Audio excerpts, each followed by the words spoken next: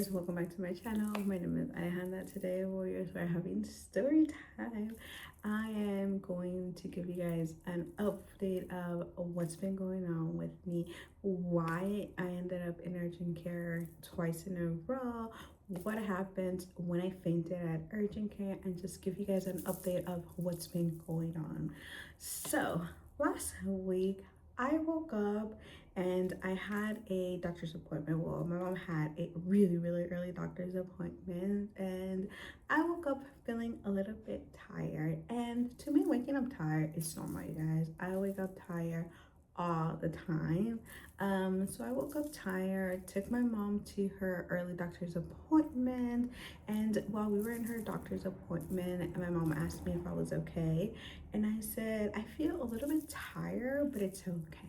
We came home and it was still really early. We came home and I told her, you know what, I am going to try to rest because I do feel tired, like more tired than usual. But like I said, it is so normal for me to feel tired. I go and rest for a little bit. My mom suggests that maybe I should eat so I can start feeling better. I do eat, and as soon as I finished eating, you guys, I went straight to the bathroom. I went straight to the bathroom, and that is not normal for me. I am constipated most of the time. I am always constipated. So for me to go to the bathroom was a little bit weird, but I was like, you know what? It happens once in a while where I'm constipated, and then on a random day I will have diarrhea, and it's because I've been constipated for so long that one day everything wants to come out. So I go to the bathroom and I start feeling a little bit weird. And I said, well, like I said, it's normal. Let me go out on my day. I started working, started doing everything I had to do, but I kept going and going to the bathroom. And I was like, okay, now it's getting a little bit suspicious because I don't go to the bathroom a lot. Then I started throwing up. And I was like, well, that's a little bit weird, right? But like I said, with scleroderma, you have your days. Well, in my case, I have my days where I am either constipated, I have diarrhea, or I'm throwing up.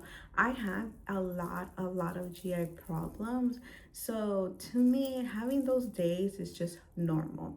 What got me concerned was that since the morning, my heart rate was over 120.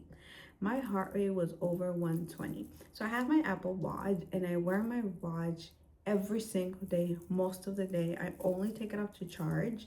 And my watch kept telling me that my heart rate was really high, and it was concerning because it wasn't normal. And even when I was just resting, not doing anything, my heart rate was still over 120. So I'm like, okay, maybe I need to relax, calm down. Like I said, I worked, and I kept going to the bathroom. I tried eating again. I couldn't eat. I was trying to drink water. I couldn't drink water. I was just not feeling okay. The only good thing that day was that my mom was actually home. And the reason why my mom was home was because my mom had actually been home for the last month because my mom got really sick and wasn't able to get out of bed and wasn't able to walk or do anything. So she was actually home. She was home recuperating from everything that was going on. So that was the good thing that she was home, because if anything had happened, she was home with me. But I was telling my husband, like I telling him, you know what, I don't feel good. But like I said, it is something normal for me. It's normal for me to feel tired. It's normal for me to have stomach pains when I eat, or sometimes have diarrhea or throw up if I eat something. So it was really normal. The only thing that was not normal was my heart rate. So I kept checking my heart rate, Then I got to the point where I was just feeling really like dizzy. I was nauseous, dizzy. I just felt weird, and I told my husband, he's like, you know what, I'm going home. By this time it's already like early evening. So he came home. We were trying to see what to do, but then my heart rate wasn't going on. It wasn't going on. By this time it was already 7 p.m. So the whole day I had diarrhea, I was vomiting and my heart rate was over like 130. And my mom was like, you need to go see a doctor because it is not normal. What if something happens to you while you're home and we're not able to know what to do? I mean, all we can do is call an ambulance, but I think it's better if we just go see a doctor. So I called urgent care because I wasn't sure if I should go to urgent care or if I should go to ER. So I called my urgent care and they're like, yeah, I suggest you come in right now. And I said, okay. My husband takes me to urgent care, UCLA Santa Monica. And I go in, I go straight to the bathroom. It's like I said, because I kept constantly going to the bathroom. I checked in, go straight to the bathroom. When I came out, the nurse was already waiting for me to take me into a room. They take my vitals, and the only thing that I told them that I was concerned was my heart rate. I did tell them that I had diarrhea, I was vomiting, but I was like, I'm concerned about my heart rate. And it was weird because my blood pressure was not high. My blood pressure was normal. It was just my heart rate. They took my virals and they're like, okay, doctor's about to come in. I go back to the bathroom because I had to go back to the bathroom. When I come back to the room, the doctors are already there. I explained to the doctor everything that's going on. They told me that they think that I should be getting an IV bag because I was super dehydrated and that there was a possibility that my heart rate was high because of that. I said perfectly. The nurse comes in to do my IV. That in the total that I walked into the urgent care, and when the nurse comes in to put my IV was about 10 to 15 minutes. And the nurse starts talking to me that they're gonna put my IV. I said perfectly. As soon as she starts talking to me, I start feeling really, really dizzy, and I start seeing white spots, and I can hear, but I can hear from far. And the same thing happened to me when I fainted last year. So I told the nurse immediately, it's like, I think I'm going to faint. She's like, are you sure? And I said, yes, I'm positive. I think I'm going to faint. She gave me like a cotton with alcohol, and I start smelling it, nothing. She calls in another nurse, and the more time will pass, like I tell her, I can't see no more. I can barely hear because I will hear from far. Another nurse comes in. I was sitting down, they put my legs up, and that's all I remember, you guys.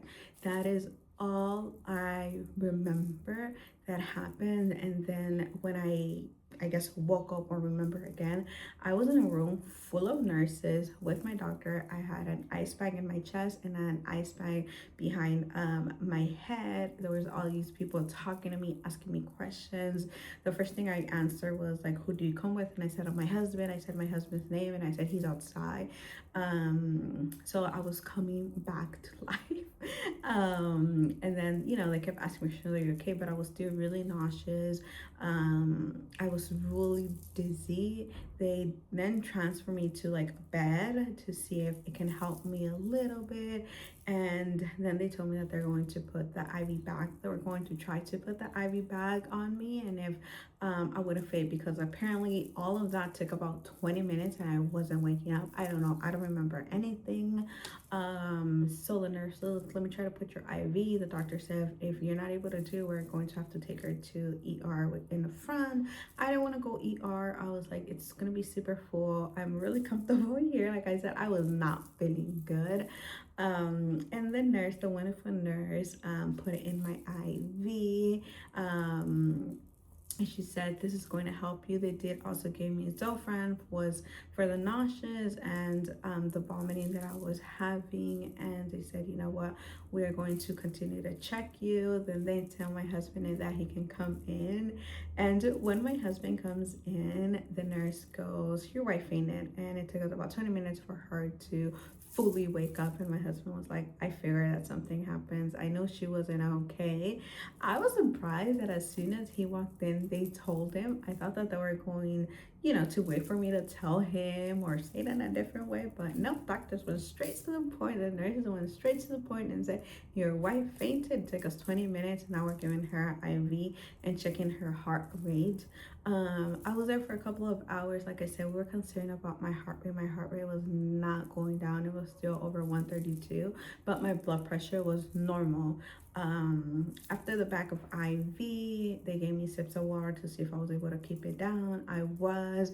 Then they said, you know what, maybe you should go home, try to rest, and if your heart rate doesn't go down by tomorrow, you're going to have to come back to urgent care so we can continue to check you, and maybe you do need another bag of IV. I said, perfect. I came back home, I rested. The next day, I woke up still really tired, really nauseous, but I had to eat and drink water because I wanted to get myself back hydrated. I was drinking electrolytes because they recommended I drink electrolytes, which I always do. I love drinking electrolytes. I was able to get a couple of spoons of applesauce, of Jello. But then the doctor calls me to check in to see how I was doing, and I told him, look, I'm able to keep a little bit of food down, water down. The only problem is my heart rate is still not going down, and that's what's concerning to me. So they said I have to go back to urgent care to get another bag of IV to see if that will help my heart rate. We go back to urgent care, get another bag of IV. And I asked, what happened? What happened? Like, be the night before, like I said, I was not concerned about my stomach or everything that I was going through. I was concerned about my heart rate rolling. I wanted it to go down because, so they said, maybe there's a possibility you probably got like a food bug or food poisoning or something. We don't know. There's a lot of flus going on right now. Maybe that's what caused it. We don't know. My heart rate was still not going down after checking it. They told me that I had to continue to check my heart rate and my blood pressure, make sure my blood pressure wouldn't go up, and that the possibility why my heart rate wasn't going down was because I was still super dehydrated. So that was on a Wednesday. Then they told me to keep checking it on Thursday, and by Friday, if my heart rate wouldn't go down, then I will have to go back to urgent care to see what else they can do. But I kept checking my heart rate. My heart rate didn't go down until maybe Friday in the afternoon, but it didn't go back to normal. So I was in like the 130s, 135. The lowest I went was like 128, 25. So by Friday afternoon, I was already in like 120, 118. So I knew it was going down. It was just taking longer than I thought it was going to take. So when I called urgent care again, they're like, you know what? It seems like it's going down. It's just taking a little bit more for you for your heart rate to go down because of your scleroderma. So just keep checking it. If the numbers go up, then you come right back to urgent care. But after right now it's been a week, about maybe like a day or two, my heart rate finally went down to normal. I already started getting like 89, 90, lower than 100. So I was like, oh, so thankful that my heart rate finally went down. I was able to eat. I'm able to eat now more. Like I said, always drinking my water, which is something I always do. I love drinking water. Like I said, I always drink electrolytes. And what caused it? What I think caused what I went through. Like I mentioned before, my mom had been home for a month because she got really, really sick. What I think caused everything was stress. You guys know that stress is horrible, the worst on a scleroderma patient. That month, I was going through a lot of stress with my mom, and it wasn't stress because I wanted to. I was just really worried about my mom, really concerned about my mom. My husband and I were her caregivers that whole month. The good thing was that, like I said, I work from home, so I was able to take care of her because my mom was in bed for about 12 days, fully in bed. Like, she couldn't get up, she couldn't walk, she was in so much pain. We weren't sleeping. I think the most I would sleep at night was about like 2-3 hours, and it wasn't like constantly. It was like I would sleep half an hour here, half an hour there, because she was in so much pain that I had to get up with her just to help her and see what we can do. So it was a constant like 24 hours taking care of my mom, helping her, showering her, changing her, making sure she's taking her medications, taking her to doctor's appointment, everything. Other than plus, I still had to work because I work from home, so I still had my work responsibilities, my wife responsibilities. Make sure that I was having food for her, for my husband, for all of us. So I think that month that everything happened, like took my body took so much, but that's just how I am, you guys. I am always a person that would take care of someone, especially if it's my mom, my husband, the kids, my brother, my family. I will do anything and I will always put my health behind and forget about my health just to make sure that my loved ones are doing okay and doing better. That's just who I am. Like, I am a caregiver. Um, so that's what I think caused it. I don't think it was a flu. I don't think it was a bug that happened. I think it was just my body telling me, slow down. You had a really, really hard month. And like I said, you guys know I believe in God. God's timing was perfectly because I got sick right when my mom was starting to get better and was starting to take a couple of more steps. So when I got sick, she was now taking care of me with a little bit of what she was able to do. So God's timing is perfect, you guys. So I really think that stress caused everything that happened to me. I am a warrior and I take that word really, really serious, but sometimes a warrior falls and has to take a break. And as much as I hate taking breaks, you guys, I know I have to sometimes. I have to stop and just take care of my health a little bit more when I start getting signs like maybe I should have gone to urgent care sooner and I wouldn't have fainted if I wouldn't gone earlier. But this is a conversation that the young adults and I always have in our meetings. When is it too soon to go to ER or urgent care? Or when is it already too late? When is it normal what I'm going through? When is it normal that, I have stomach cramps? When is it normal that I have diarrhea or I'm throwing up? Or my blood pressure is a little bit high. When is it normal, you guys? To me, all of that became something normal after being diagnosed for 14 years. Having a little bit of stomach pain after I eat is normal. Having cramps is normal. Feeling tired is normal. But there's just some signs that we can't we can't ignore, and my heart rate was one of them. I think I should have maybe gone into ER urgent care earlier, and maybe I would have never fainted and went through everything that I went through. I could have gotten IV earlier, but I would have. We can't right now, right?